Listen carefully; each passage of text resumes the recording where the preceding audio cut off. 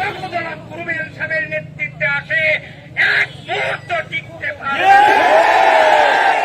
জনগণের আন্দোলনের মুখে তারা টিকে থাকতে পারেনি। তাদেরকে হুঁশিয়ার করে দিচ্ছে, বিএনপি সন্ত্রাসীদের আমরা এই বাংলাদেশের আশ্রয় দিব না।